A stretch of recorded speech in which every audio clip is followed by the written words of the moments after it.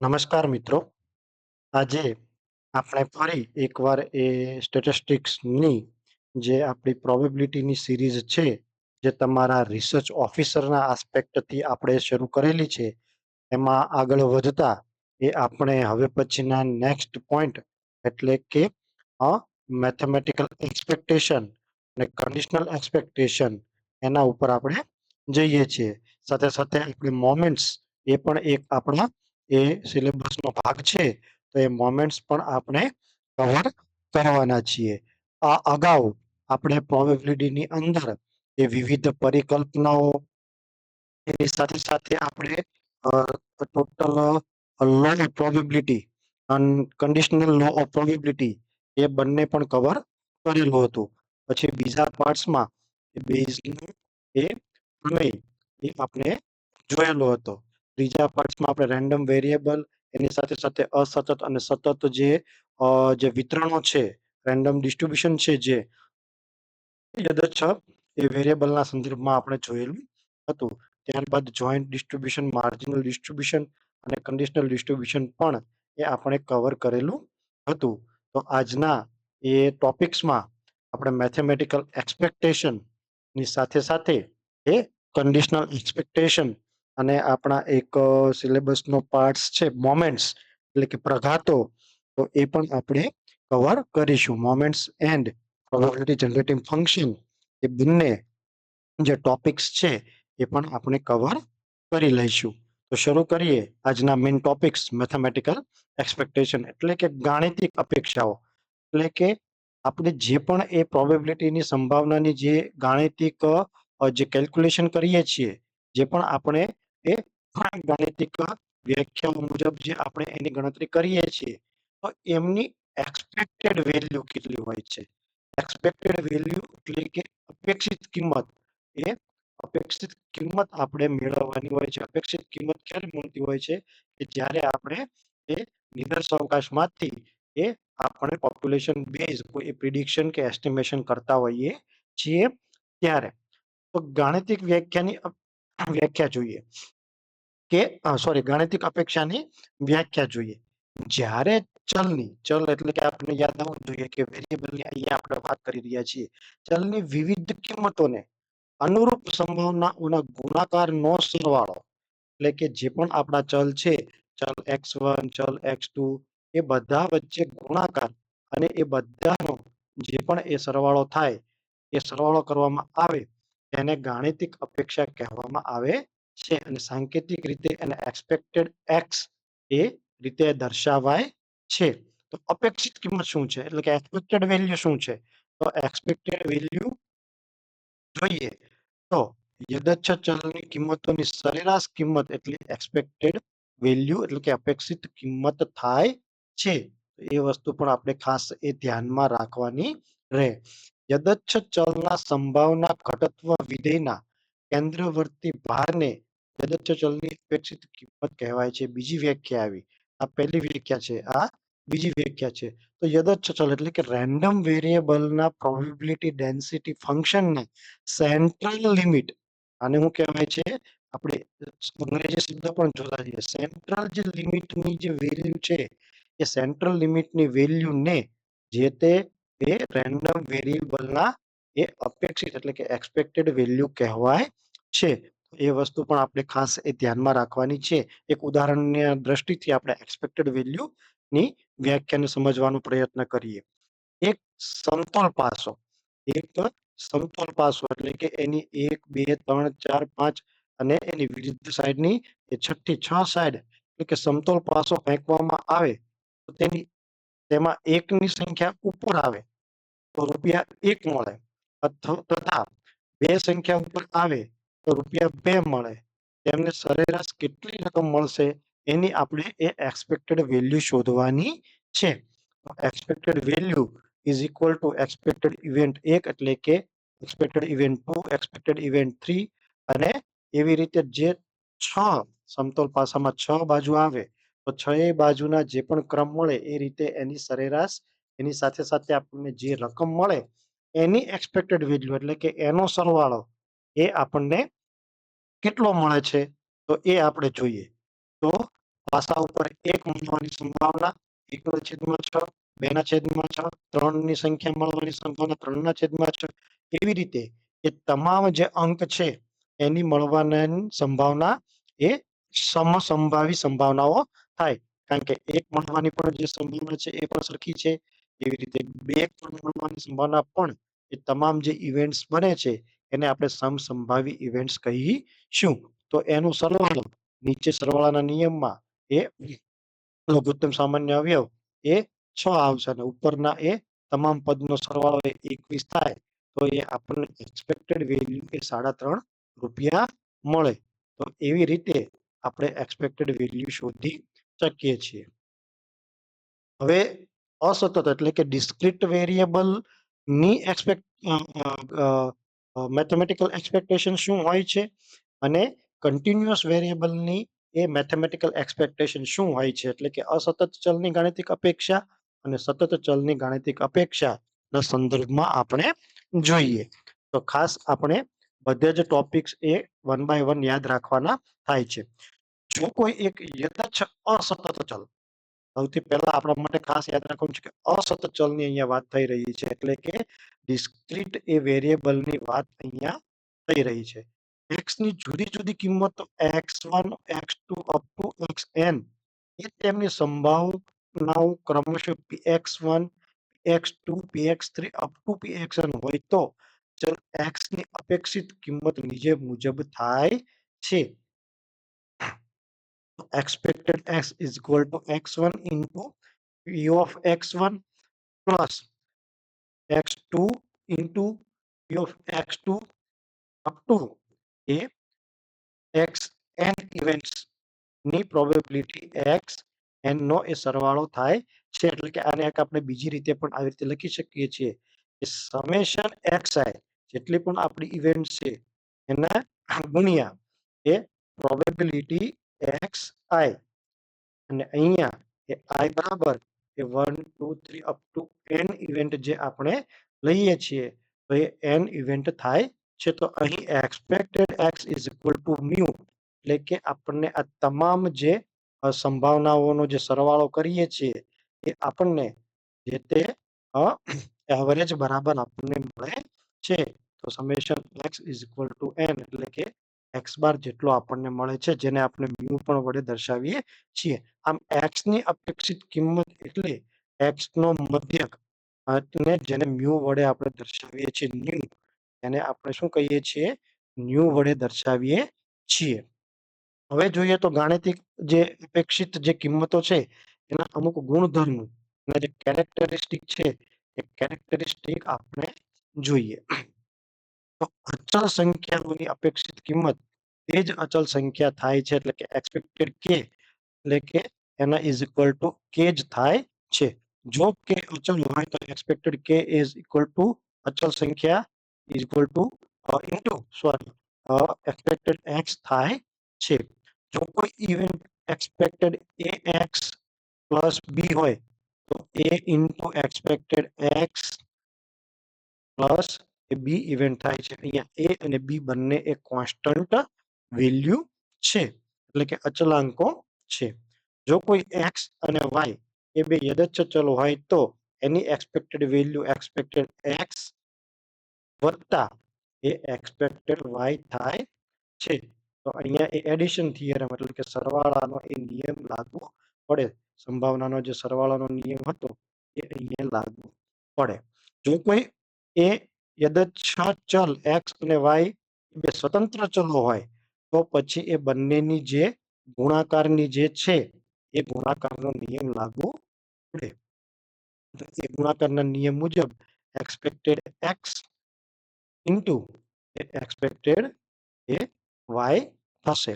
ત્યારબાદ એ expected x minus એ મ્યુ એટલે કે જે આપણી તમામ વેલ્યુની જે અપેક્ષિત કિંમતો છે એક્સપેક્ટેડ એક્સ માઇનસ એક્સપેક્ટેડ એ મ્યુ બાદ કરતા એ આપણને જે તફાવત શૂન્ય મળે તો એ અનભિન્નત એ આગણક તરીકે ઓળખાય છે.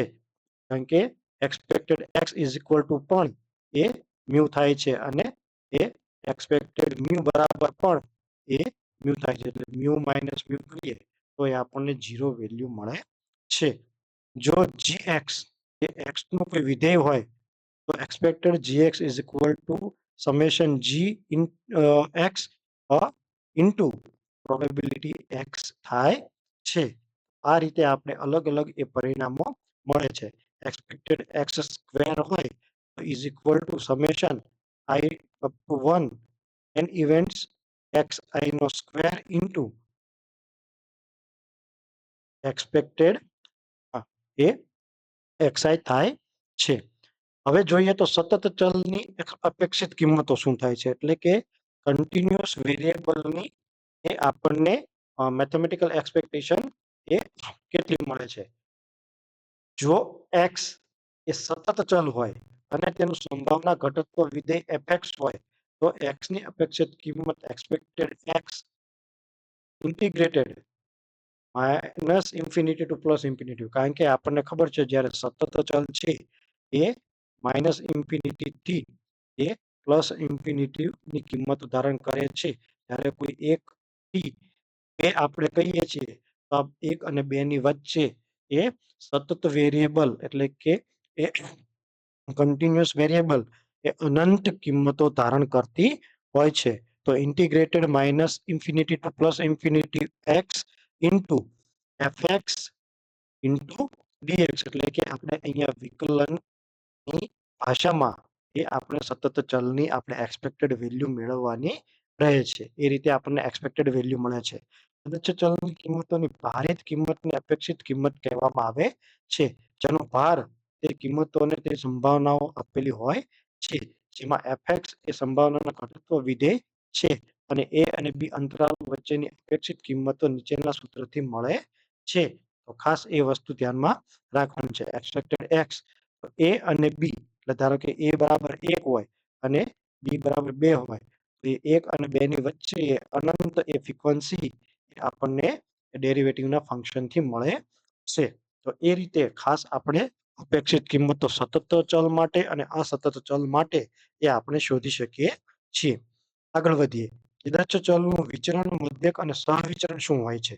તો રેન્ડમ વેરિયેબલની અપેક્ષિત કિંમત એટલે કે એક્સપેક્ટેડ વેલ્યુ એ તેના સંભાવના ઘટત્વ વિધેય એટલે કે પ્રોબેબિલિટી ડેન્સિટી ફંક્શનનું કેન્દ્રવર્તી માપ છે, એટલે કે સેન્ટ્રલ એ લિમિટ વેલ્યુ છે. આપણે સેન્ટ્રલ લિમિટ થિયરમ વિશે એ હવે પછીથી નેક્સ્ટ વિડીયોમાં જોવાના છીએ.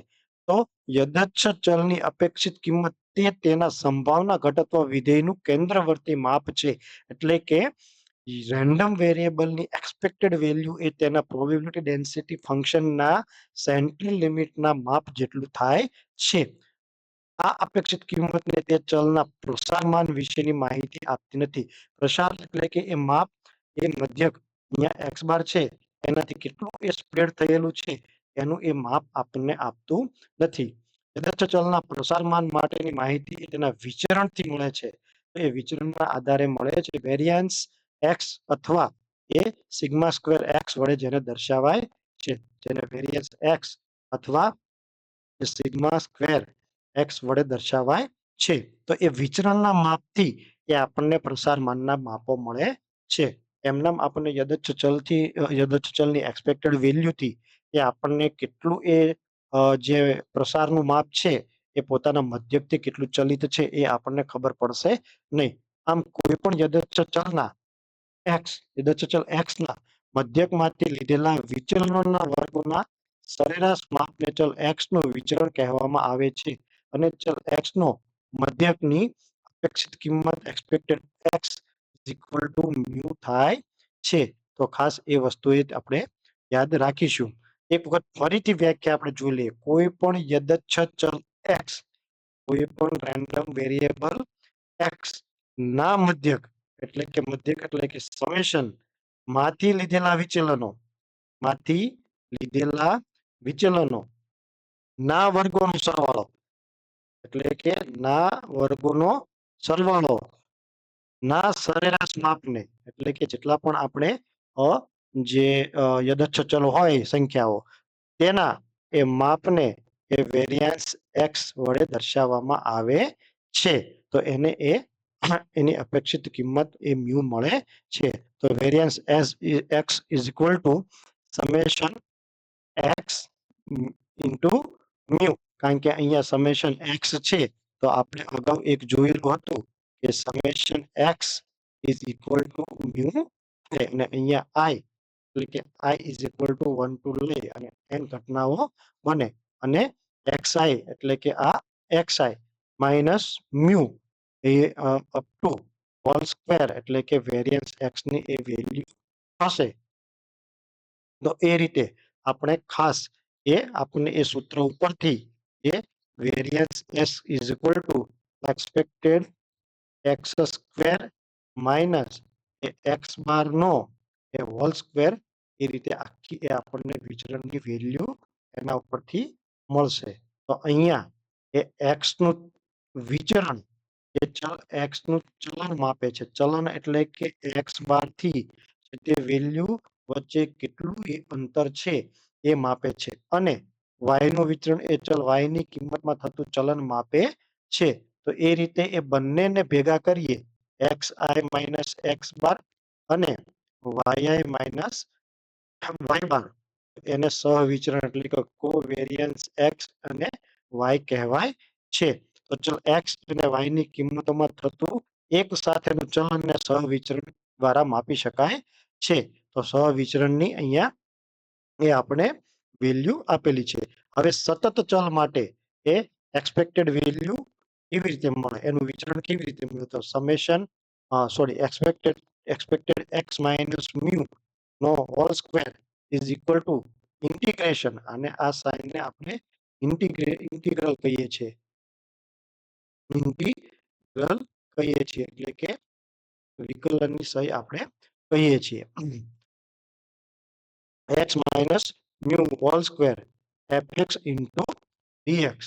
તો એનું એ રીતે શોર્ટ ફોર્મ કરતા એ આપણને આ એક વેલ્યુ મળે છે, જે વિચરણની સતત ચલ માટેની એ સૂત્ર છે. બધી ફોર્મ્યુલા આપણે ખાસ એ યાદ રાખવાની છે, કારણ કે ઘણી વખત આપણને એક્ઝામના પોઈન્ટ ઓફ વ્યૂથી એ આપણને નીચેનામાંથી કઈ એ સહવિચરણની ફોર્મ્યુલા છે સતત ચલ માટેની, અથવા નીચેના પૈકી એ કઈ વેરિયન્સની અસતત ચલ માટેની એ ફોર્મ્યુલા છે, એવા પણ પ્રશ્નો આપણને પૂછતા હોય છે. વિચરણના એ નિયમો એટલે કે એનીથી બનતી જે ઇવેન્ટ્સો છે એ આપણે જોઈએ.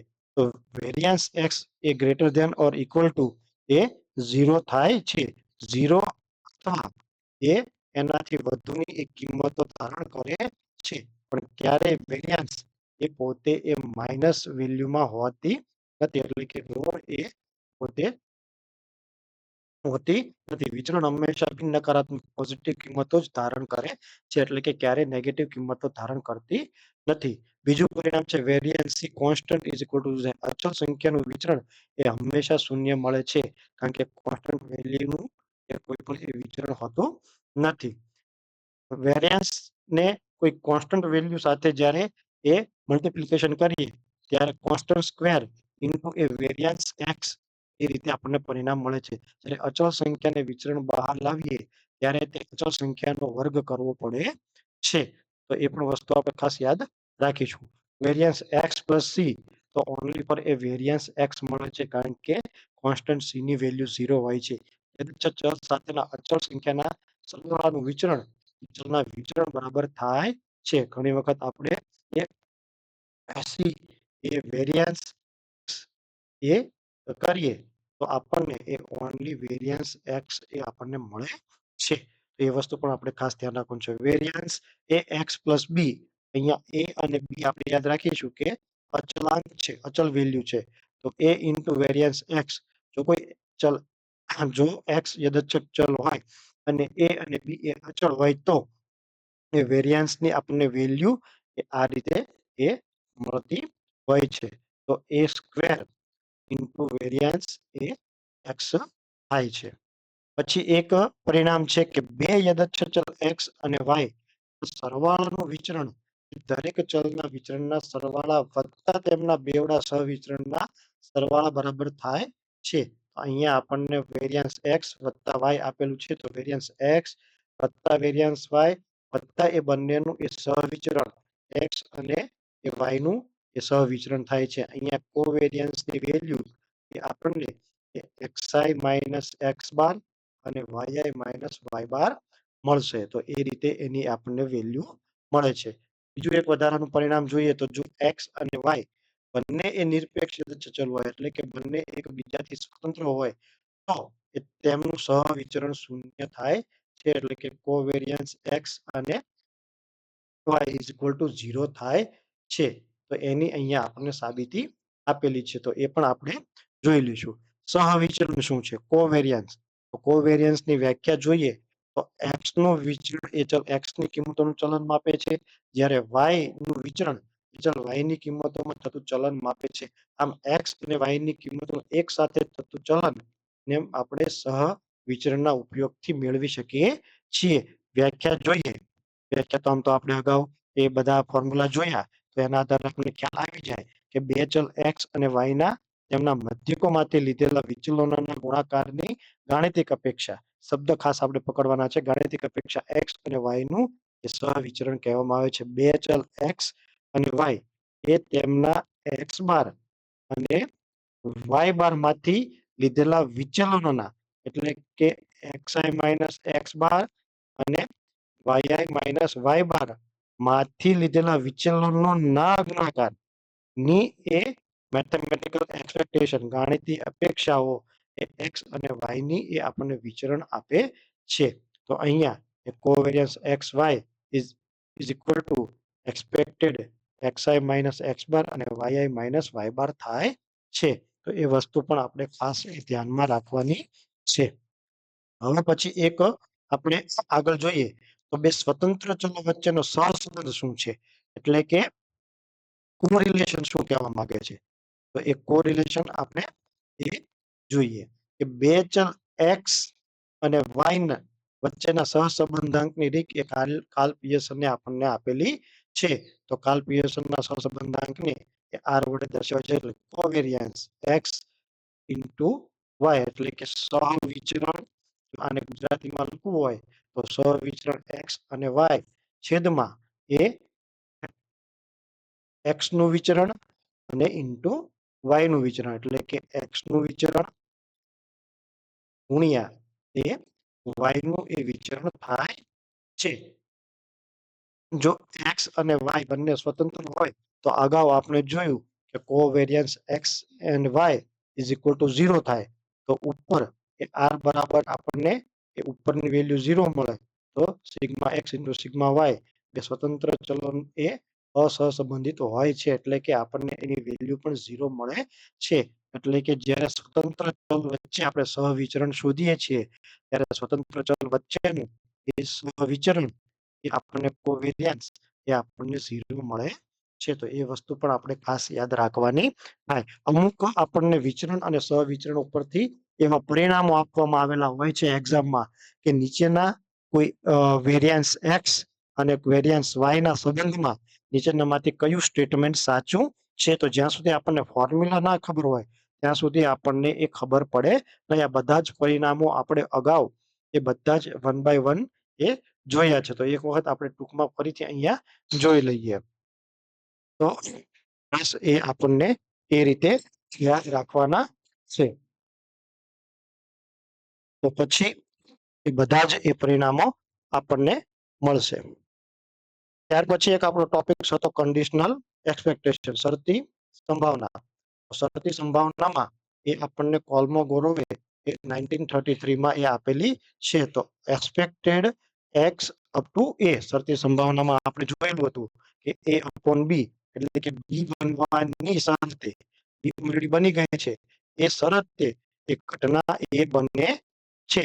તો એ રીતે અહીંયા એક્સપેક્ટેડ વેલ્યુ એ તમામ એક્સ એ કોઈ ઘટના એ બનતી હોય એના એ કમ્પેરિઝનમાં અપેક્ષિત વેલ્યુ જે અપેક્ષિત કિંમત એક્સ ની is equal to summation x એટલે કે mu into probability x A is equal two XI છેદમાં એ અહીંયા એને આપણે પ્રોબેબિલિટી ઇઝ ઇક્વલ ટુ 0 કરીએ છીએ. એટલે કે આપણને એની વેલ્યુ અગાઉથી એ ખ્યાલ છે.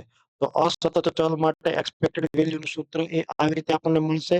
અને સતત એ કન્ડિશનલ એક્સપેક્ટેશન વેલ્યુ માટે સતત ચલની એ વેલ્યુ આપણે integration minus infinity to plus infinity x into fx અને y એપ્લિકેશન x y 1 ઇન્ટુ dx ની પદ્ધતિથી આપણને એ સતત ચલ માટેનું એટલે કે કન્ટિન્યુઅસ વેરિયેબલ માટે એ આપણને માપ મળશે. તો ખાસ એ બાબત આપણે અહીંયા ધ્યાનમાં રાખીશું. તો આજના દિવસે એ આપણી મેથેમેટિકલ એક્સપેક્ટેશન ઉપર એની સતત ચલની ગાણિતિક અપેક્ષાઓ અને અસતત ચલની ગાણિતિક અપેક્ષાઓ અને એનાથી મળતા જે પરિણામો છે વિચરણ, મધ્યક અને એનું સહવિચરણ એટલે કે વેરિયાન્સ, મીન એન્ડ એનો કોવેરિયન્સ એ આપણને એની ફોર્મ્યુલા સાથેના આપણે પરિણામે એ જોયેલા છે. તો ખાસ એ બાબતો આપણે ધ્યાનમાં રાખવાની થાય. હવે પછીના એ ટોપિક્સની અંદર આપણે પ્રઘાતો અને એ વિવિધ એ સતત વિતરણો અને સતત વિતરણો વિશે આપણે માહિતી મેળવીશું. તો ખાસ એ આપણે એક એક ટોપિક્સ એ બહુ ટૂંકમાં એ લઈએ છીએ. શરતી અપેક્ષાઓ અને ગાણિતિક અપેક્ષાઓ એ 2 પોઈન્ટ આપણે આજના એ ટોપિક્સમાં જોયા. હવે પછી આપણે એ પ્રઘાતો અને ત્યાર પછી એ પ્રઘાતોના આધારે જે આપણા અસતત અને સતત વિતરણો છે એની અંદર આપણને એના કેરેક્ટરિસ્ટિક વ્યાખ્યાઓ, એની પ્રઘાતો, એના સહવિચરણ, વિચરણ, એની મધ્યક એ બધું જ એ ટોપિક્સ આપણે ઈચ એન્ડ એવરી જે ડિસ્ટ્રીબ્યુશન્સ આપણા છે એના સંદર્ભમાં જોઈશું. અત્યાર સુધી જે આપણે બધા ટોપિક્સ જોયા એ આપણને બધા જ ટોપિક્સ એ વિતરણોની અંદર એ ખૂબ ઉપયોગી થવાના છે. તો ખાસ એ આપણે એ બાબતે ધ્યાનમાં રાખીશું. તો આજના દિવસે આટલું રાખીએ. હવે પછીના નેક્સ્ટ એ વિડીયો સિરીઝનું આગળ ધપાવતા એ આપણે મોમેન્ટના ટોપિક સાથે ફરીથી મળીશું. ત્યાં સુધી અમારી સાથે અમારી ચેનલ સાથે જોડાયેલા રહો અને અમારી ચેનલ હજી લાઈક ન કરેલી હોય કે સબસ્ક્રાઇબ ન કરેલી હોય તો સબસ્ક્રાઇબ કરી આવા જ એ વેલ્યુએબલ વિડીયોઝ અને નોટેશન મેળવી અને આપની એ તૈયારીને ખૂબ એ મજબૂત બનાવી શકો છો. તો મળીશું નેક્સ્ટ વિડીયોમાં. ત્યાં સુધી આપનો ખૂબ ખૂબ આભાર. Thank you.